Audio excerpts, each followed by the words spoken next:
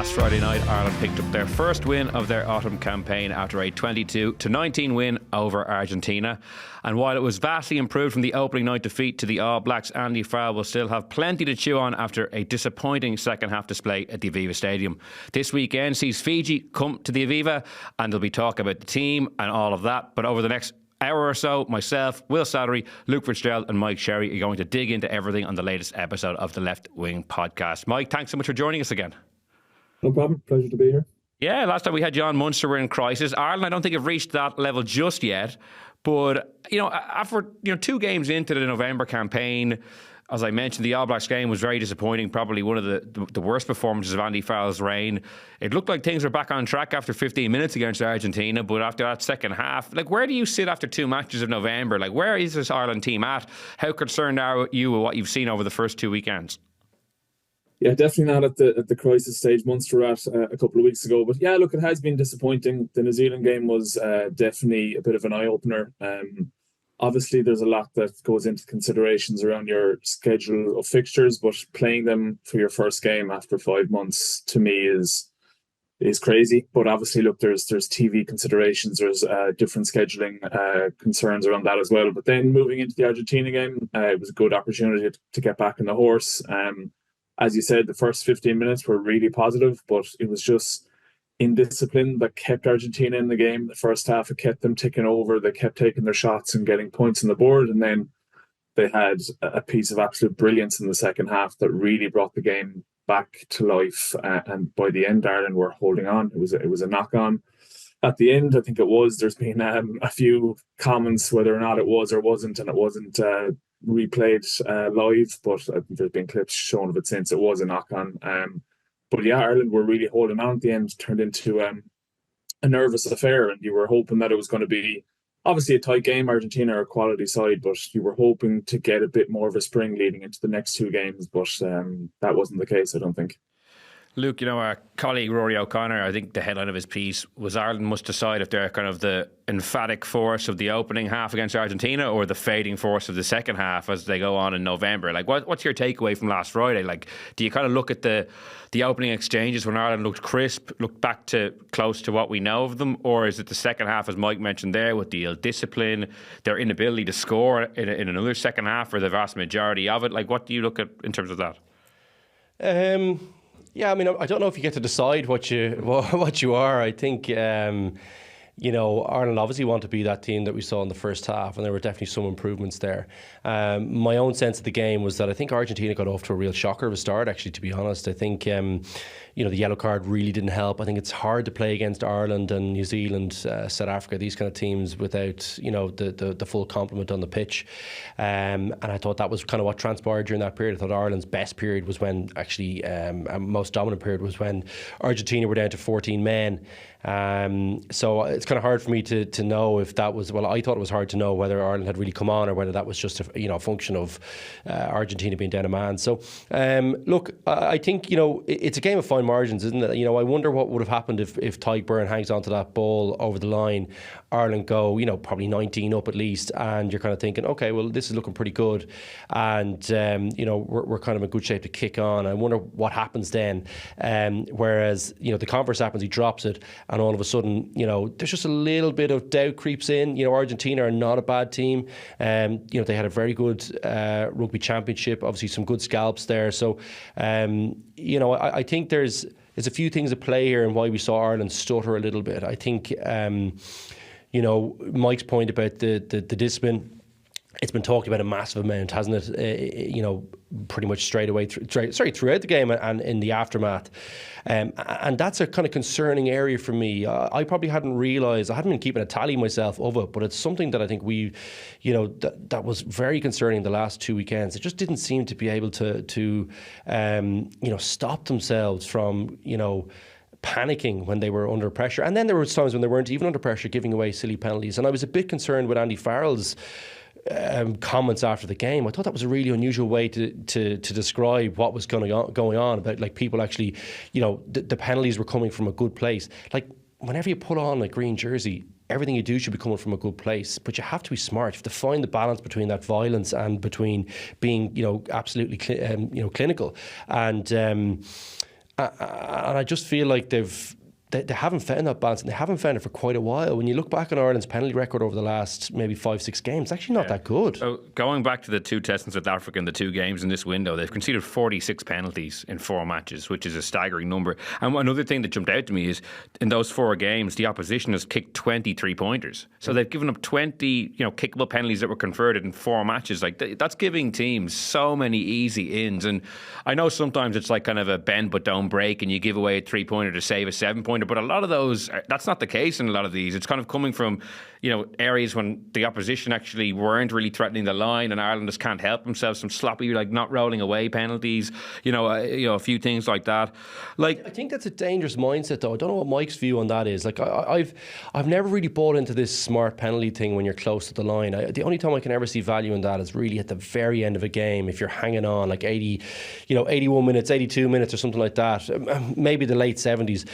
I just have never bought that. I always think playing international rugby or playing against really good teams, if you go down to 14, you burn yourself somewhere else in the game, whether it's your pack playing with 7 men for a period, and then they've got to play the last period of the game, without the same kind of zest in the legs or whatever. So I feel like you pay for it somewhere else, and I do think more often than not, when you're giving away those kind of penalties in good areas, you end up putting yourself under pressure with the ref. It's not a good look with the referee, and oftentimes you get a quick yellow, or I think you're in his bad books then for a period if you give away cynical ones. So I'm not sure I buy that. I think there's a lot of chat about good penalties and that. I think the Irish teams like that I played on that were good, and the Irish team that have been really good the last kind of 6-7 years, when they're playing at their best, I think they give teams an opportunity to make a mistake at the end, and oftentimes they do. Ireland's scramble is very, very good, and I don't think they need to be panicking as early as they are.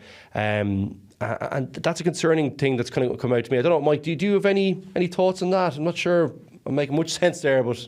No, I totally agree with you. I don't think there's such a thing as a good penalty. Look, obviously, if you're definitely going to give away a try and it's going to lose you the game, it's your absolute last chance, it's a shot to nothing. But invariably, if you give away a penalty, a cynical penalty, let's call it, and it's deemed a good penalty by some people, you're getting sin-binned, you're still under pressure. I'd love to see the stats of whether or not a team invariably scores straight after it anyway. So not alone have you got sin-binned, you're conceding the try regardless, and then you have another 9.5 minutes where you're down to 14 men. So yeah, I totally agree with you there, and it's completely a habit, a mindset of being a good disciplined team. If you're giving away the odd penalty here and there, it creeps in and it's infectious. It's not in a good way. It's taken over your good habits. You're straying offside. And I look back at some of the Irish penalties, crossing in midfield. Yes, that can happen, but it's just indicative of the kind of malaise that's there in their discipline. The offside in midfield, Henshaw, McCarthy not getting back on side, they're not good penalties, and they were just simple, easy ins, which led to 3 points each time, and that was 9 points, 12 points they got off really simple penalties.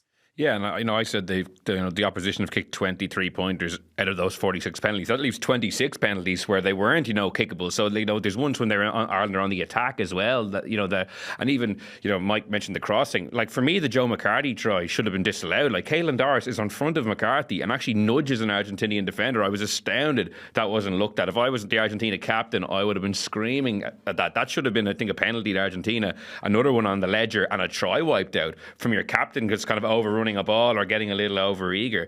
Like, it's a funny one because for me that's the real, people are looking at the performances and questioning, Luke, why they're not playing as well. For me, not only are the penalties obviously having an impact on the scoreboard, but it's very indicative of just the overall drop in standards, that everyone is not as sharp as they could be. Like Mike outlined like a few different instances. You're thinking of other ones like James Lowe pushing the Argentinian guy off a kick. Like, that's silly. Finlay Beelam's croc roll. Going back to the last game again, James Lowe, the neck roll in the opposition 22 in Ireland, they're pushing hard. Like Joe McCarthy was a mile offside for that yellow card. That's not a smart penalty for the team. It's just across the board, it's just kind of indicative to me of a team that's not as sharp as they usually are, as they should be. Yeah, no, and I think they've probably recognised that. And generally, the coaches have been great at kind of nipping those things in the bud if they feel some kind of trend, seeping in. And that's certainly the concern for all the supporters. So hopefully, I'm sure it's a point of discussion. I'm sure it's, like, to me, it's the low-hanging fruit for them now is that, get that thing right. And hopefully you see a little bit of uplift from that. Look, I think there's probably other things as well. Like, the first thing that comes to mind is that Mike's initial point about, first match of November internationals, really not ideal. New Zealand coming in off two kind of tough enough matches, having played rugby championship as well. Like, that was always going to be a difficult one. So I wonder, are we panicking a little bit too soon? There's definitely some cause for concern. Line-out's still probably an area where I think could be better. I think defence could be better. But remember, this is the second time this team have been together in 5 months. So, there's a bit of that going on. I think the out-half situation doesn't help. Some of the commentary from the coaches probably hasn't helped that either. Like, Andy Farrell, I think, to be honest, it's the first time I've kind of seen a few press conferences where I've kind of been like, I just found it unusual. I feel like he's never really made that many mistakes, with the media. He's usually very honest, and he's usually, I usually feel like he's on the money. And I felt like that comment afterwards about, people, all the penalties coming from a good place. That's to my mind, that's a kind of a silly comment. And also, I thought it was very harsh on Jack Crowley after the game to kind of call out his mistakes. Now, he's more, settled in the position, and he probably is able to take it. But I just felt like it was kind of unnecessary. You need those guys in that position, of all the positions, to be playing with confidence. And Prendergast, actually, he was okay when he came on. But is he the answer yet? I'm not convinced of that. He was good, and I was really pleased for him. But I felt like I think we're getting a bit ahead of ourselves of what Prendergast is. I think he's still on the journey. He's still very young. He looks physically like he needs to come on a bit to me still. And I think the other two guys are actually very good players, Frawley and Crowley. And I just feel like I'd hate to see their confidence really dip. There's a lot of chat this week about Prendergast coming straight into the team. So there's a few moving parts of this thing to me. I don't think it's as simple as just Ireland are trending downwards. I think they can stop some of that. They can arrest the decline pretty quickly with a few simple areas, and I think they need to get some clarity around what's going on at 10. You'd hate to see them in a situation where it's kind of like Leinster, where you just don't know who's going to be in there this week, and they kind of chop and change. So yeah, there's a few areas I think maybe the coaching staff, that's something that I haven't had to worry about so far with the Ireland team, where I'm kind of going, well, that's unusual for a Farrell to make those kind of comments, you know? I agree. I feel like the waters have been muddied, and it's like kind of a perception that it's kind of a media-driven thing around out half and to generate the debate. But Andy Farrell, I agree with you, has kind of fueled the fire with his selections, with his commentary. Mike, what do you make of how Andy Farrell has handled that position over the first 2 weeks? Obviously, Kieran Frawley didn't have a good final quarter against the All Blacks, but I think a lot of people were surprised that he was turfed out of the 23 entirely for Sam Prendergast. And then Jack Crowley obviously got taken after 57 minutes against New Zealand. He didn't look happy. He responded with a very strong first half against Argentina, had a little bit of a wobble, and then was substituted for Sam Prendergast. And there seems to be a lot of flux at that out half position. What's your read on how it's being handled? Yeah, it's a fine balance. I think someone like Jack Crowley needs to be able to take the criticism, needs to be able to take being taken off mid-game. It's relatively at the start of his international career. He is first choice. If there was a World Cup final tomorrow, he will be starting. There's no doubt about that. But he's going to have to go through this turbulent period where they figure out who's the backup, who can probably challenge him a bit more. When you look back to the likes of David Humphries, Ron O'Gara, Johnny Sexton, they all had these kind of, I wouldn't call them wobbles, but maybe a crisis of confidence for themselves, where they're thinking, why am I being taken off here? He's going to have to deal with that, and it's going to happen. And to your point, he did play really well. Thought his first half performance was excellent. He did make a couple of mistakes in the second half, but this is the phase they're in now. Ireland need to build depth. They can't rely on players as they have done in the past. We've seen how that's ended up, and you can't be reliant on your 10 getting through an entire World Cup. You need to have strong backup. The other players have shown promise. So I do see Luke's point and your point around maybe taking him off early and damaging his confidence, but I do think we need to build for the future and give these guys meaningful game time. I think we referred to it back in the day as bin juice minutes, when you're coming on for like 5 minutes at the end when a game is won. It's good to see, and Farrell has shown that he has this confidence in his players. He enjoys the chaos of bringing people on when there's a game still in the balance, and it's character building, and it shows you where you're at. Yeah, it's interesting how you look. You can look at it two different ways. Like Jack Crowley, as Mike said, is early in his career. It's not as if he's so established like a Johnny Sexton that to take him off after 57 minutes ought to be some sort of massive scandal. But I also agree with you, Luke, about Sam Prendergast. And You know, I asked you before the first game against the All Blacks, did you think Andy Farrell would make any decisions over the course of November with the view to him not being there for a year to manage any transition? For me, the Prendergast one definitely looks like that. Like, from what I've seen him so far on the pitch, it doesn't justify, in my mind, him like starting this weekend or being in there ahead of Kieran Frawley. There seems to be like a lot of love for Sam Prendergast, and he looks like a really promising player.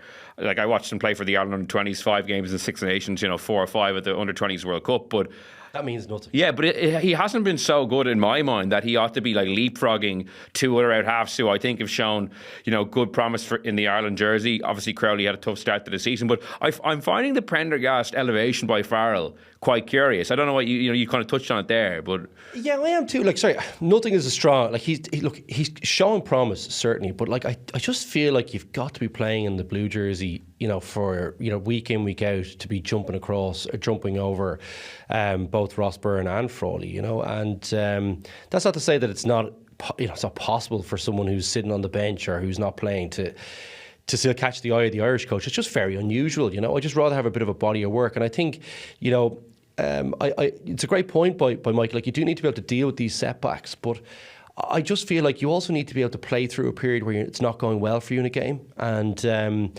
that's really important for playmakers as well, because not every game is going to be Argentina, having such a stinker of a start, and you get to, I think, impose your will with, them down to 14 men and being out of sorts a little bit. Not every game is like that. So that was a nice period for Crowley to play in, whereas the second half, Argentina were had got their confidence. They were kind of a little bit settled down.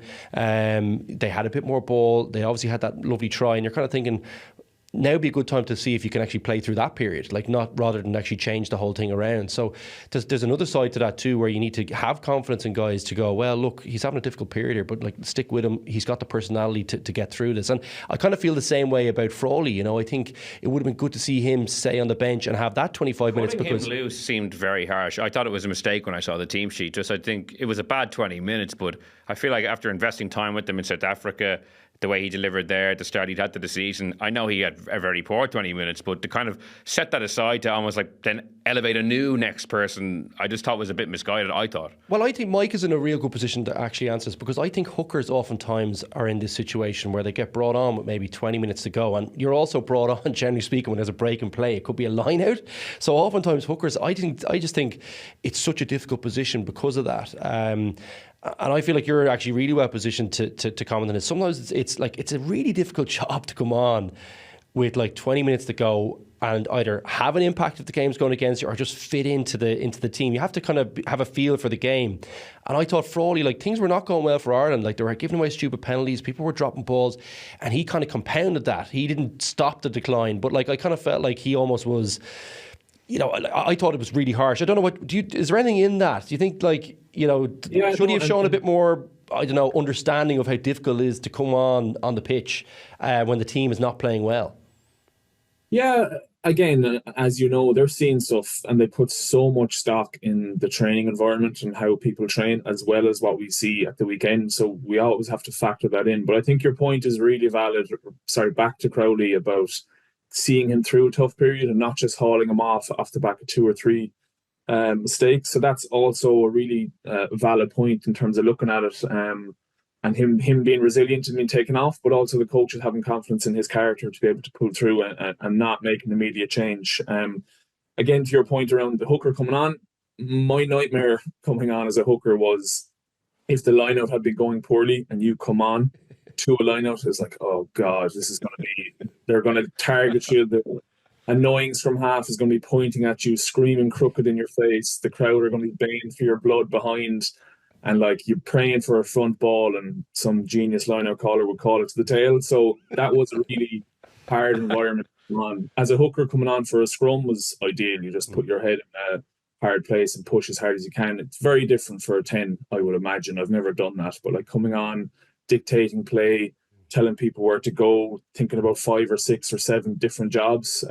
You can't just come on and say, okay, I'm going to kick to the corner, I'm going to get my passes off. You're directing so much, and to come on in a game where it's not going great would have been very, very hard for Frawley, and it definitely impacted his own game. I've never seen him play like that before.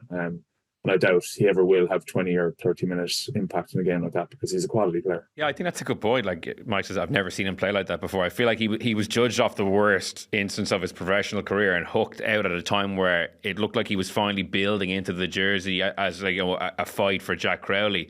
I feel like we've gone from like, over relying on Johnny Sexton to now Andy Farrell has just gone the opposite way, and he's chopping and changing and not letting one guy bed in just because the opposite now has to be the way we go forward. I think it would have been much better for the development of the team long term to keep Crowley and Frawley against Argentina, let them play through what was an awful opening weekend, and then maybe give Prendergast, game time against Fiji. I just don't really understand that whole decision, and I don't think it'll benefit the team massively. Like as you said, Prendergast came in, he got 20 minutes off the bench, he ran things okay, but I don't think what you gained from that is better than what you would have gained from allowing Frawley and Crowley. Well, get the confidence back. I actually completely. That was my thinking on it. To be honest with you, I would have liked to have seen Frawley, because like our big issue here, right, is Prendergast comes in, but like if he doesn't play well or whatever, he's a rough day at the office.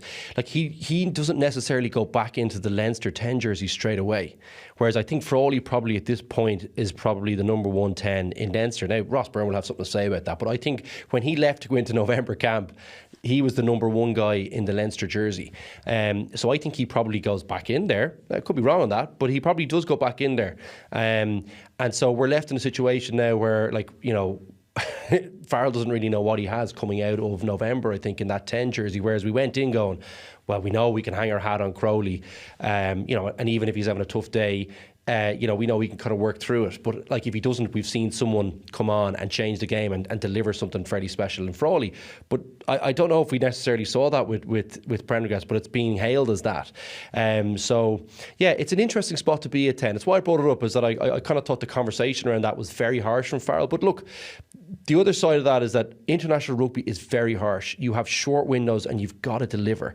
And you might not have played much rugby as a team going together, playing against one of the best teams in the world. And that's just the way the cookie crumbles, and you have to be able to get over that and get past that. And there's a lesson in that for this Irish team. I think maybe that's something maybe Farrell is possibly getting across as well. It's like no one is guaranteed their spot in this team. You've got to play well. You've got to come in and deliver under pressure. So there's a bit of that going on. He probably thinks Crowley can take that, and I think he probably can. He looks to me like I really like Crowley. He's a great tackler. I think he's tough. I think he's got a good mindset on him. I think the kicking has been better because he was struggling with that with Munster before he came into camp. So I think he gets through this period. I think Prendergast, it's good to see some green shoots there. We know now he can come on in a pressure situation and do okay. That's a nice thing for a very young guy. Hopefully he comes back to Leinster and gets some game time. But Frawley is my concern coming out of this, because I think he still is the number 2 guy. But, how bad is his confidence shot after this? Hopefully he can recover, Yeah, it kept cutting to him after good out half play on Friday night, and he had a very polite, Oscar losing face, clapping like Joey from Friends back in the day. Jack Crowley had a sweet drop goal as well, to be fair. That was one of the highlights on Friday night. Mike, what do you make of the 2 long periods in both second halves over the last 2 weekends where Ireland didn't score? It adds up to over 80 minutes in total, which is kind of alarming. That's a full match where Ireland failed to fire. Ireland haven't scored a single point with a replacement on the pitch so far this window. Is it a case of the bench not adding much impact, which is undoubtedly the case to a degree, but it's not just ill discipline either. They've had territory and possession on Friday night and against the All Blacks and weren't able to make anything of it. What do you come in to put your finger on for why Ireland haven't been able to kick on in any of the second halves? Yeah, it's a hard one. You're coming out with some pretty alarming stats where penalties, points scored against, and the lack of points Ireland have scored, particularly when the game goes into the closing periods in the second half. But yeah, it is a bit worrying on that front.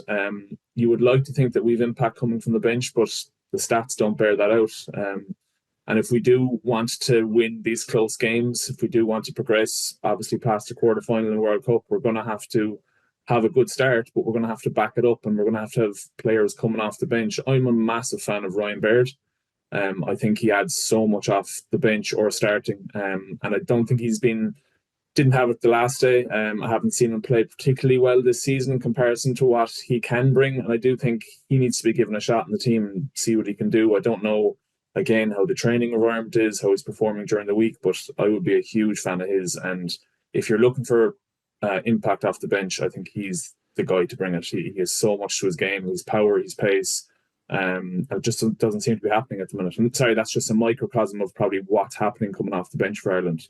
The performances is seeping into the impact the subs can have on the game. Yeah, he was one guy you would have looked to at the weekend to make a big impact, but he got that head knock pretty quickly. I think he's already been ruled out, so it's one kind of body down. Look, we were talking off air. Someone who I think the bench, given that's where he's usually selected, where he's really misses Jack Conan. He just that carrying component, which has probably been maybe an underrated part of Ireland's bench press, because he seems to be like pigeonholed in that role. I know we've often said that he probably deserved a greater shot in the starting team for either Leinster or for Ireland, but he's someone I'm looking at and thinking they're really missing. So I'm intrigued to see how he selects the bench this weekend. Like, does any one of his Shuku, Timony, Prendergast, Cian Prendergast, that is, get a shot?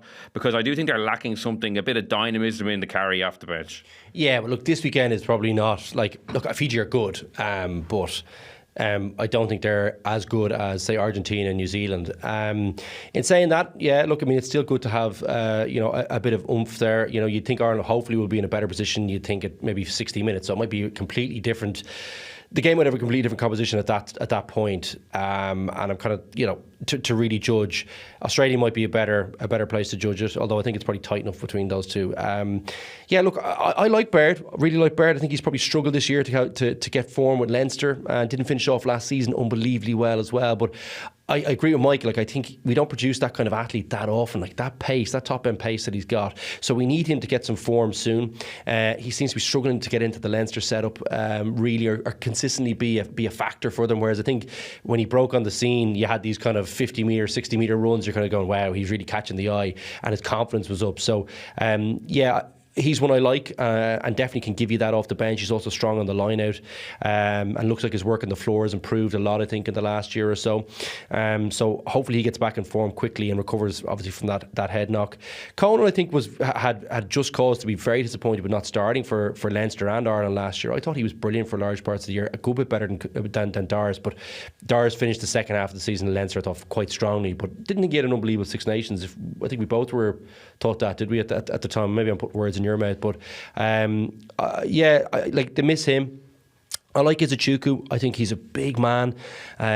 Great for your line out. I think someone like Mike would know. Like, it must be great to see a big fella at 6 there, where you have another nice target. Plus, he's very good in the loose. So I like him. And Prendergast, yeah, I mean, it's difficult, I think he stands out for Connacht, doesn't he? And I don't know whether that's something like, in a team that's generally not, like, it's, in Leinster, there's always a good few people maybe standing out. They're kind of on top of teams, and they've got so much talent. But Connacht oftentimes are kind of maybe middle of the table and not always.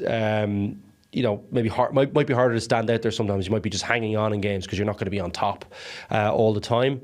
But he's a guy I think has been good this season. Obviously taking on the captaincy there as well, so you got that bit of leadership on the bench. And he's a guy you'd think, when Ireland are struggling to think their way through games, it looks like at the moment, particularly on the penalty side, he's a guy as a leader who you think, well, he's doing that week in, week out. He'll get a sense of what's going on in the game because he has to do it for Connacht. So maybe he has some value to that. Plus, he's a brilliant athlete as well. So, yeah, look, there's good options there, and we haven't even mentioned any of the lads from Munster there either. So, I think, Luke, just yeah, go on. Sorry, Mike.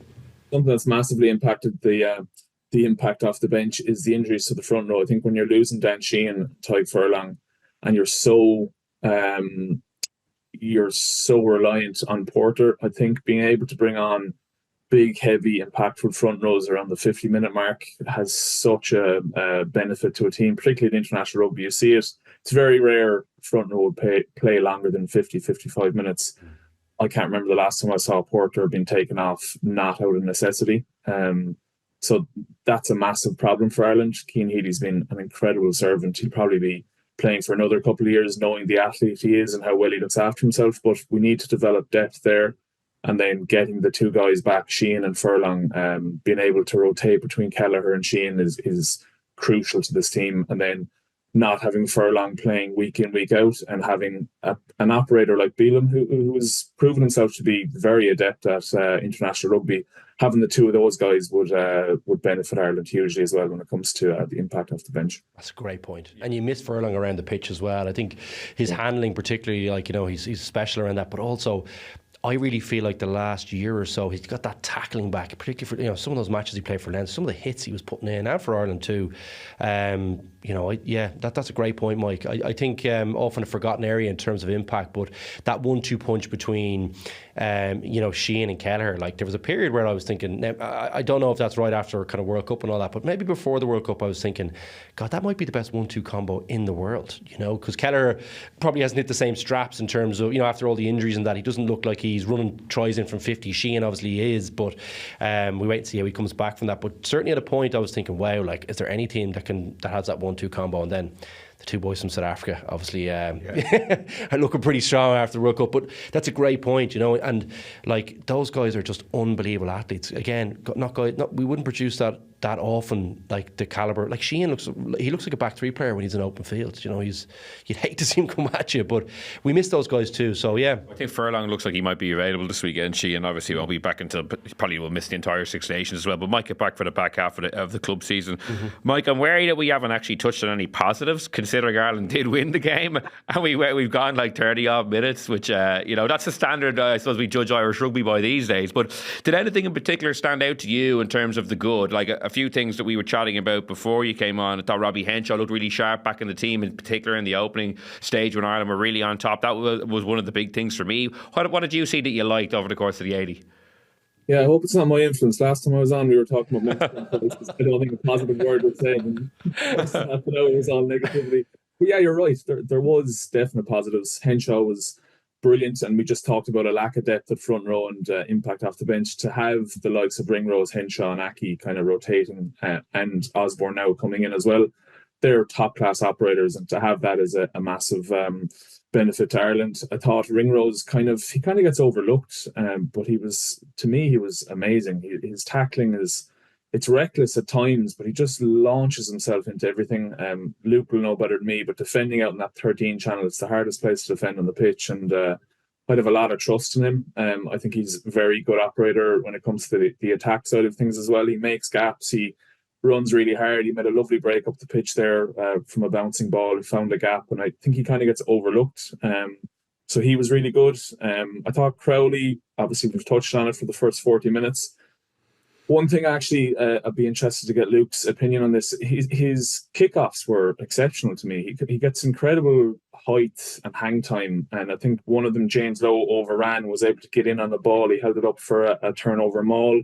Another one, I think Keenan could get up and compete for the ball. So it's a really underrated skill and a very hard thing for an out half to be able to do. Oftentimes you just see them kicking it long down the pitch. So to be able to get your wingers in on those balls is again another good attacking option. But yeah, overall I would think there are positives. The negatives probably outweigh them, but there are green shoots. It is Fiji this weekend. There will be a chance to rotate and get a couple of younger guys in, build that further depth. I don't think McCarthy probably expected to get man of the match. I was absolutely astonished. Yeah. No, he's a great player. I don't think people that have played the game really put much stock in that. Fans might look into that and think it's a big deal, but players don't really care. You might get a bottle of champagne here and there, or a bouquet of flowers, but like it's not something that you really look after or you really care about as a player. But I thought it was probably one of his quieter games in terms of his carries, and then the penalties he gave away he'll be disappointed with. But kind of talking around in circles here. There were positives, definitely. Anything else, Luke, that you saw? Like, I thought Van der Fleer had a very good game as well. I thought he was actually one of the few players last weekend too. Yeah, he was good. He had some nice moments, some nice steals. I thought, I don't know what you guys, but I could just get both your opinions. I thought the rucking was a good bit better in the first half. If your rucking is good, it really does allow you to play a little bit more. It really sets a platform for your halfbacks to be able to make clear, good decisions and just deliver on the skills rather than having to overthink things and trying to create magic. I think that's Gabe Gibson Park a great platform in the first few minutes of it too. No, it really does. Like, that was an issue against New Zealand. It was an issue for Ireland against New Zealand in the quarterfinals. I actually thought it was an area of the game that wasn't discussed that much, but I thought New Zealand quite dominated Ireland there. They were really able to slow them down at crucial points at ruck time, and I think in the big matches that's been an area where Ireland, like if they're playing well, their ruck speed is really good and they're really on it. And you can see the technique is good and they give away very few penalties there. Whereas I think that's a big area where they've been a little bit sloppy, just because I think when you think about it, you're only thinking about the defensive side of it and the penalties they give away. But I think in attack, it's very, very important to be really accurate there and not give teams ins. And I thought at the start of the game they were good there, and that's something that they can build on for next week. And it's really important for your halfbacks and for the team generally. It's also a great way to impose yourself physically on a team. So the team who controls the rucks generally wins the game, in my opinion. But just on that, because in the second half when they had two chances to kill the game deep in Argentinian territory, and both times they were counter-rucked off their own ball, once in the corner and then once because Ireland actually had the ball on the 22 at 40 seconds, and the idea that they went from there to clinging on for dear life was kind of alarming. And again, it was because they didn't secure their own ball. Argentina blew them out of it, got over it and got a turnover penalty the second time, just won it cleanly the first time. So I do take your point. At the start of the game, the rucking was really, really crisp, but those two moments were key moments towards the end that almost cost them. Yeah, and uncharacteristic for Ireland when they're playing well. So I think it's definitely, it's not clicking at the moment. I think we do as well have to say that's a pretty battle-hardened Argentina team. They're actually very fit. It's something that Felipe has worked quite hard on. He spoke about it, I think, with Brian O'Driscoll, I think in his interview about the kind of fitness side of things, or maybe I heard him talk about it somewhere else, possibly. But and I think they're a smarter team. He talked about that with Michael Cheika. That with the kind of Latin temperament. That when he was talking to Czech, he said, "Look, we don't need any more fire and brimstone here. What we need is to be kind of thinking our way through games." And I think they're a thinking team now, and they're smart and they don't panic. They look like a team who played a lot of rugby to me, because they didn't panic when they were in those situations, and they spotted opportunities to make a double tackle and then follow it up with a good ruck. And I thought they kind of held themselves back at certain points as well in terms of not overdoing it. They were able to just they sniffed the opportunities really well, and that back row was very strong, by the way, as well. So it's a good Argentina team, and we probably even building with the 3 pointers. They were patient. They got back in the game pretty quickly by just sensing the opportunity and not over eager to go to the corner early doors. It was that half time was the one time they really went for the juggler, and Ireland just about held them out. That was a key moment in the game. Ultimately, it was only decided by a couple of points, but I thought they were kind of smart about how they played, taking that drop goal. That should have gone over really, because he's a good player. It was just wide. Ordinarily he'd nail that, and then you're talking. It was actually a good charge. In fairness, the pass wasn't great, but also there was a good blocking line, or what you call it? I suppose a blocking line. Hand in the air. Yeah, no, but it just forced him off. He ended up having to kick it slightly off his inside. He couldn't really open up properly to follow through nice. It was actually good by Ireland. I don't know who chased it down, but so I think for me. Ireland, this thing looks very different if Ireland get areas where I think they're really good at generally. I think the penalties, I think they can fix this problem. I think the rucking, if it's good throughout the game, gives a good platform for what is a very, very good team. I think if they sort out the handling areas, which I think they look like they've done for the most part last week, they were a good bit tidier. And the last thing that we probably haven't talked about is the defence. I still think that was a brilliant Argentina try that kind of kicked them back into the game. But atrocious defending to get done on the right foot step. I think it was Hansen got done on the right foot. The last person to not even lay a glove on him, I think, is pretty horrific. And even if he steps forward into that, you should have done your research during the week and known that's his favourite foot to step off first of all. But if you know that, you can still get beaten by a quality operator like that. But you need to lay a glove on him, at least break his stride, because Ireland have a great scramble defence. They might get back there, so that was bad. I think James Lowe was, to your point, he didn't lay a glove on him. I know from experience that's the hardest tackle to complete when you're running across the pitch and someone steps back across. And fullbacks, obviously, it's probably their worst nightmare seeing that happening because you're moving at such a speed. But it is crucial to try break their stride, because Lowe was there, and even a half an arm would have got him there and probably might have held up the ball over the line. So I think that's a very good point, in fairness. Yeah, you have to know where your misses are as well. I think good teams kind of know where the misses are. And this Ireland team, you can't go through with this kind of up and in defence that everyone's kind of employing now. You cannot miss anyone inside you, and so that was an error in the front line too as well. But even at the back, you can't panic in there. Even if you're coming up against the fastest guys on the pitch, you saw how badly England defended and France defended. Like some of the missed tackles, it's an important thing for young kids who are playing the game. You need to know where the misses are. And what the good miss is. And there was a lot of that in the weekend from back three players kind of panicking when they're coming up against, people who you would be panicking against when they're in open space. But it's an important thing to know because it allows you to get yourself in the right position and not get beaten by kind of easy ones that the attackers want from you.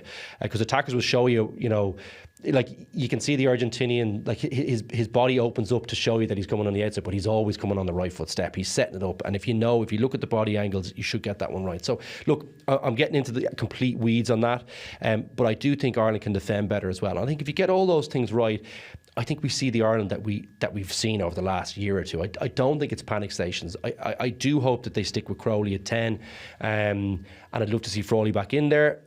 Prendergast has shown that we can trust him, but he needs more rugby to my mind, and he needs a bit more developing. So they're all the issues. I know there's a load there. All Ireland need to improve is the attack, defence, selection, kicking. But it's small things. It's only small things, Will. Like you're like the penalties thing is an easy one to fix straight away. And I think defensively the team gets better naturally as they play more rugby too. So I expect a few of those things to just naturally get better. And then it's just a focus on the ruck speed. If they get the ruck and the technique right there, I think this is a really different team, Mike. I think you think about the Irish teams when Munster are playing well, when Leinster are playing well. It's the ruck that is kind of the lifeblood of what they do, and I think this team is capable of going back to dominating teams and looking like they're top quality ever, which they are. Yeah, well, Joe Schmidt's ingrained that into Leinster initially, and in Ireland, the ruck speed was just the absolute killer of all teams, and you can see now the advantage with Australia. They're murdering teams when it comes to the ruck and the speed of ball. Just can't defend against it. So yeah, I agree with you totally. If they sort out those couple of issues, which can be simple fixes. Discipline is a simple fix. You put a bit of focus on it during the week, and it'll come right in the game. The longer you're playing together, the more you'll trust the players around you, and you won't be making those mistakes. And then rucking obviously will be a massive focus. I know all the coaches up there would have their own thoughts on it, but they're in the one system, and they would have trained, focused on it throughout this week, and I think you'll see very quick ball, particularly in the first half. The challenge is to bring it into the second half then. Yeah, I don't think there's any need to ask you guys for a prediction because I presume we're all going for an Ireland win, but there's something about this window, Luke. I think we're going to be sitting here next Tuesday again talking about a win, but a performance that's not up to the standards that we come to expect from the team. There's just something about the vibes. I'm going on, obviously, what we've seen as well over the first 2 weeks. But I agree with you around Annie Farrell and some of his press conferences. It's uncharacteristic. I think there's some sort of happy feet going on there because he's leaving at the end of this window, and it may be kind of causing him to maybe make selections or there's something swirling around the team. I don't think it's a crisis. I don't think it's some sort of major slump, but I do think they're not operating as well as they were earlier this year and in the majority of 2023. And I could just see us coming in next week thinking, God, the discipline was still a little off. They didn't put Fiji away and kill the game. We haven't obviously seen the team selection just yet, so some of that could be down to who he selects.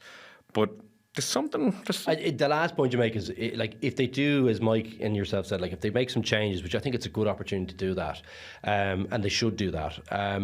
There could be a few errors here and there, but I expect them to be able to deliver. I think the discipline thing, I'm going to say next week they get it right. I'm going to put my neck on the line and say it. I think that's going to be something that's going to be a big difference between both teams, and I think that they get the defence right because it'll be a big focus against Fiji. They have some unbelievable talent out there and really dangerous runners. It'll be, you couldn't, if you were looking at any video of these individual players you're coming up against, particularly in the back line, there's no way you're not quaking in your boots thinking, okay, well, I have got to be, my footwork's got to be perfect. I've got to know the pictures that the opposition are going to show me. I've got to know which is, what his offloading hand is, which one he's handing me off. I think of all the weeks, I expect those two things to be better. I was going to say, Mike, if Ireland concede more penalties than Fiji this Saturday, then there's something seriously wrong. Then it officially is a crisis.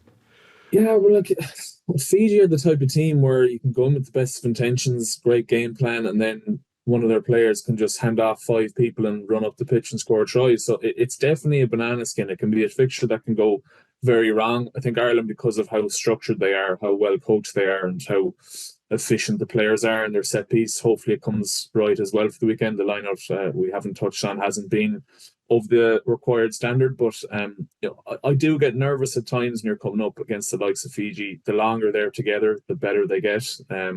they've got some good results. I know they were playing Spain last week, and there's a case to be made that they need to be playing higher opposition more often. And I think everyone in World Rugby would like to see that because they bring so much to the game.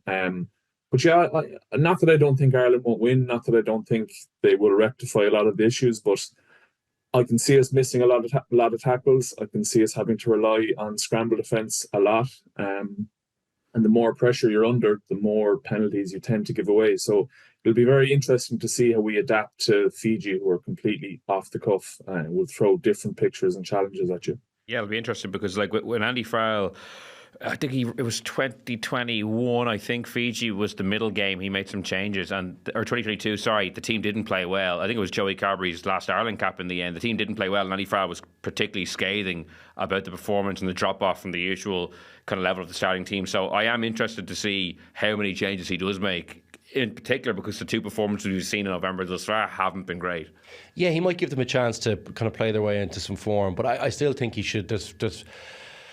There's 4 or 5 guys I'd like to see back in there, maybe. You know, I'd love to see some Mizuchuku. I'd love to see Frawley back in there. I think I'd like to see Prendergast get another run out. I think it's a good time to give Crowley a little bit of a break. Osborne, maybe. Yeah, Osborne was actually a guy we didn't discuss. I actually thought he was quite good off the bench, guys. I thought he had a good burst. Yeah, no, he looks strong, doesn't he? He looks confident. He's a guy who, like, he obviously came off a brilliant tour in South Africa, but he's come back into obviously a Leinster team where he's not starting week in, week out as well. He's obviously going to be competing with Robbie now, who played brilliantly, and that's tough. Like that's a tough for a guy who was an integral part of that South Africa win. So. It was good to see him play well. We are still producing some good back three players in Ireland. No, there was a bit of concern about that. I think he should make some changes. I think the guys he's bringing in, are coming off maybe, haven't played a little bit, like played decently well. I'm thinking Prendergast and I'm thinking Osborne. Hopefully there's not too much disruption with that because they're playing well. And I expect Ireland to do well this week. I'd love to see them really have a really nice, tidy performance against Fiji and put up a good score. I think they're capable of putting up a good score. We've got plenty of thread out wide. We've got a great pack, as Mike alluded to. Very, very good coaching staff. So I expect the team to be organised and deliver a really good performance. Not to heap too much pressure on them. I know you're feeling a little bit nervous about it, as is Mike, but I do think this team is better than that and should be able to show it in the weekend. Yeah, Mike, I'll give you the last word then. Like, what do you expect to be, say if you were here next Tuesday, what do you expect us to be talking about? What kind of game will we have seen? Well, hopefully I won't bring the vibe down if I am invited back. Yeah, similar to what Luke said there, a good, cohesive, structured performance, some good individual performances, young guys getting a chance, building that depth. I think that needs to be a core focus for the next 2 years, at least, leading into the cycle of the World Cup and the year and a half that you lead into it. Giving young back rows Mizuchuku is a massive talent. I think getting him on the pitch, seeing what he can do in open spaces might excite people, and it would be a strength of his. One person I'd love to see getting more game time is Kelleher. I think, speaking from experience, going through injuries, and it's really hard to get back up and running as a hooker. It's such an attritional position. And I think he broke onto the scene initially. Everyone was raving about him, and rightly so. Then Dan Sheehan came along with him getting injured and has taken it to another level. But I just think the more rugby at this level that Kelleher can play, I think he's such an important player for Ireland. I'd love to see him get a run of games now with Sheehan out and just develop into the world-class hooker we've seen him be. And I think having the two of those guys competing for each other would be a kind of cornerstone of this Irish group, and put us in a fighting position against any team in the world. If you have two hookers of that standard, rotating, coming off the bench, bringing impact, it's huge for any team. So seeing him getting a run of games is something I'm very interested in. Yeah, it'll be interesting to see what team Andy Farrell picks for this Saturday against Fiji. And on Saturday, you can listen to a podcast with Sinead Hassan, Rory O'Connor and Cian Tracy, digesting all the action at the Aviva Stadium. And then next week, myself and Luke will be back with you once again to discuss all the talking points and look ahead to the final autumn game against Australia. For now, thanks so much for joining us this week, and goodbye.